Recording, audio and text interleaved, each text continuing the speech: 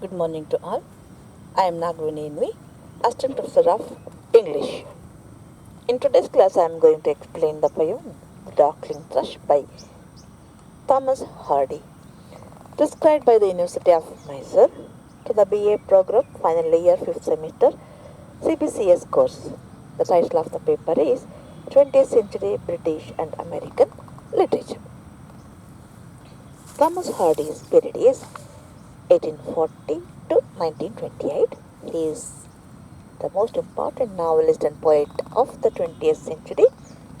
He was born near a place called Sussex near Dorchester, southwest England, which he has made in his novel, created in his novel as Wessex.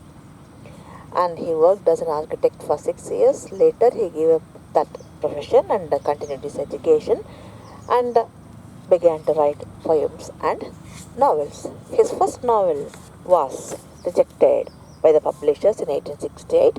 Later, in 1871, he anonymously published his first novel, The Desperate Remedies, and he ended up his career as a novelist with the novel Jude the Obscure in 1896, and his first collection of poems is Wessex Poems. Hardy is very simple, direct, and realistic. He is very well known for his idea of man or the theme of destiny being shaped by the forces outside the nature and inside of man. Though he is called pessimist, he denies himself, he calls himself as a meliorist who believes in bettering the world by human effort. He was greatly influenced by the pessimism in Edward Fitzgerald's Rubaiyat of Omar Khayyam.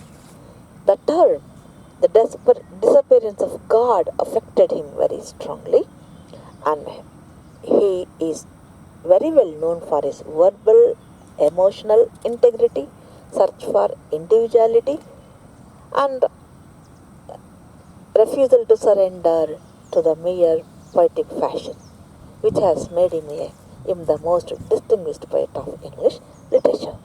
The Darkling Thrush is originally entitled as By the Century's Deathbed, which was published on 29th December 1900, indicating the death of the 19th century, end of the year 1900, and also the death of 19th century.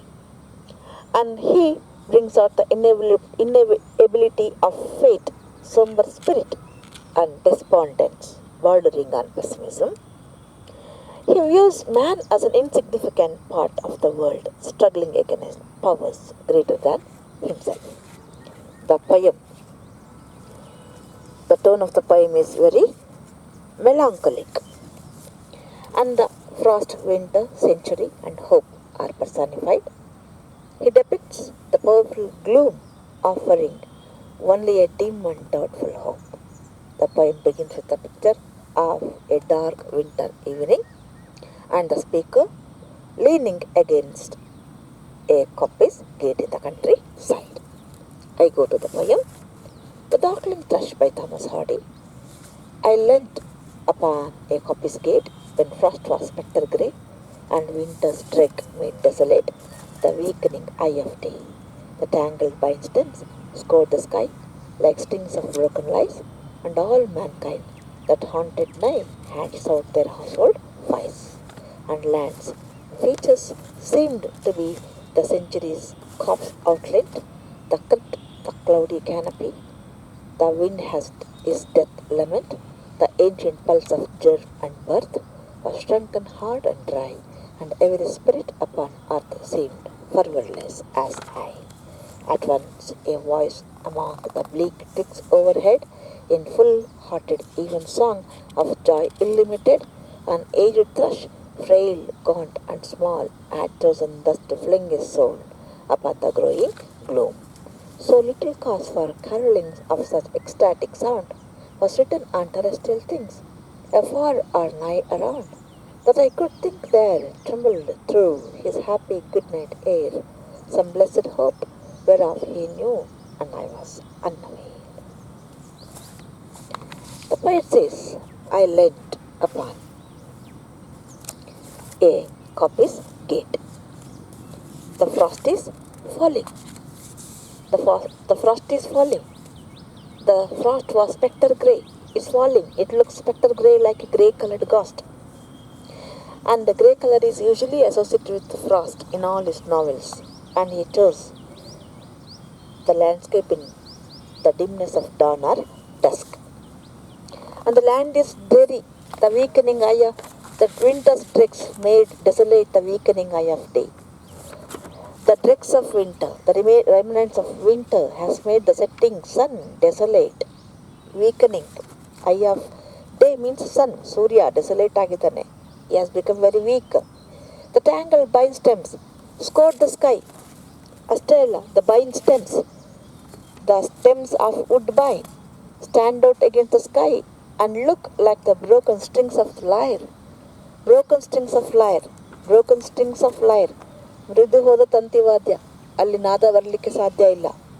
And all mankind that haunted my had out their household fire. All mankind who might have moved around are now sat by the fires of their hearth. ಜನಗಳ ಸುಳಿದಾಟ ಎಲ್ಲ ಬೆಂಕಿ ಮುಂದೆ ಕುಳಿತುಕೊಂಡಿದ್ದಾರೆ. The land's sharp feature seemed to be the century's corpse outlined. How does the landscape look like? With all its feature, it looks like a dead body. It looks as if the whole century's dead body is lying there. Century's corpse outlined. The crypt, the cloudy canopy. Nodi, the land's short features seem to be the century's corpse with a canopy of cloud and death lament of the wind. ಅಲ್ಲಿ death ಲೆಮೆಂಟ್ of the wind, ಗಾಳಿಯೇ ಶೋಕಗೀತೆ ಆಗಿದೆ. The ancient pulse of German birth was shrunken, hard and dry, and every spirit upon earth seemed fervorless as I. The ancient pulse of German birth, the ground, the giver of life since the ancient period, pulse of German birth is shrunk and dried up. Everyone, every spirit upon earth seemed fervorless as I. Every spirit, even spirit, seemed lifeless as the poet himself. But he suddenly hears a voice arousing among the bleak twigs above his head. ಇದಕ್ಕಿದ್ದಾಗ ಅವನ ತಲೆ ಮೇಲೆ ಆ ಬೆಳ್ಚಿಕೊಂಡ ಮರಗಳ ಕೊಂಬೆಗಳ ನಡುವೆ ಒಂದು voice ಕೇಳಿಸುತ್ತೆ. It is an aged thrush, weak, small, but fervent. Joy of the song is not in any way affected by the age or weakness of the bird. The land's features At once a voice arose among the bleak twigs overhead in full-hearted even. Song of joy illimited, full-hearted song of joy illimited. An aged thrush, frail, gaunt and small, had chosen thus to fling his soul upon the growing gloom. ಅಲ್ಲಿರ್ತಕ್ಕಂಥ ಕತ್ತಲೆಯನ್ನು ಓಡಿಸ್ತೀನಿ ಅನ್ನೋ ಹಾಗೆ full ಹಾರ್ಟಿಂದ ಸೋಲ್ಫುಲ್ಲಾಗಿ ಅದು ಹಾಡ್ತಾ ಇದೆ. Its age or weakness in any way had not affected its song. It is singing with full heart of joy illimited, full soul over the glowing room. There is nothing which can inspire the bird. ಅಲ್ಲಿ ಹಕ್ಕಿಗೆ ಖುಷಿ ಕೊಡೋಂಥದ್ದು, ಸ್ಫೂರ್ತಿ ಕೊಡೋಂಥದ್ದು ಏನಿದೆ ಅಲ್ಲಿ ಏನು ಕಾಣಿಸ್ತಿಲ್ಲ. So little cause for carolings of such ecstatic sound was written on terrestrial things afar or nigh around. ಸುತ್ತಮುತ್ತ ಎಲ್ಲೂ there's no cause, so little cause, inspiration, source of inspiration ಎಲ್ಲ far or near around that I could think they trembled through. ಅಷ್ಟು ಖುಷಿ ಕೊಡುವಂಥದ್ದು ಸ್ಫೂರ್ತಿದಾಯಕವಾಗಿ ಹಾಡೋದಕ್ಕೆ ಏನಿದೆ source ಅಂತ ಹುಡುಕ್ತಾರೆ. there is nothing. The poet thinks that the bird might have felt a blessed hope instinctively. ಅದಕ್ಕೆ ಮನಸ್ಸಿನ ಒಳಗಡೆನೆ ಅಂತರ್ದಾಯಕವಾಗಿ ಸ್ಫೂರ್ತಿ ಬಂದಿರಬೇಕು. The bird is aware of that hope of which the poet is unaware. He says, his happy good night air, some blessed hope. ಅದಕ್ಕೆ ತನಗೆ ತಾನಾಗಿ ಅದೊಂದು ಭರವಸೆ ಮೂಡಿದೆ. ವೇರ್ ಆಫ್ ಹಿ ನ್ಯೂ, ಆ ಹಕ್ಕಿಗೆ ಗೊತ್ತಿರಬೇಕು. ಆ್ಯಂಡ್ ಐ ವಾಸ್ ಅನ್ಅವೇರ್, ನನಗೆ ಗೊತ್ತಿಲ್ಲ. Thus the poet, even in the depressed mood, notices the song of the bird. The intensity of his pessimism is softened by the joyful song of the bird. And the poem suggests that song of the bird cannot be distinguished by its environment. Yet, by the end of the poem, the thrush song stands totally in contrast to the gloominess of the day. Tadviruddha, the gloominess today, the bird is making an effort to shed off that gloom. And the poem suggests that distance from the earthly things might provide a way out of the gloom of the approaching 20th century, and also that heaven has become largely intangible and inaccessible, wavering and temporary as a song of the bird. I have referred the books, The Not an Anthology of English Literature, Study Guide, Grade Saver, www.google.com. I go to some MCQs. Thomas Hardy is a novelist and poet of the 20th century. All the novels of Thomas Hardy are set in the place Wessex. The last novel of Hardy is Jude the Obscure. Hardy is noted for the depiction of mode of pessimism. Who is the speaker of the poem The Darkling Thrush? The Thomas Hardy. On the winter evening, the landscape looks very desolate. Where are all the men on the winter evening? By their fire.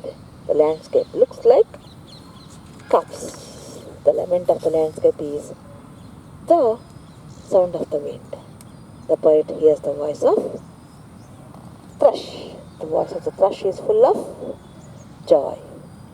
The truth, the thrush is aged. I think you have understood the explanation.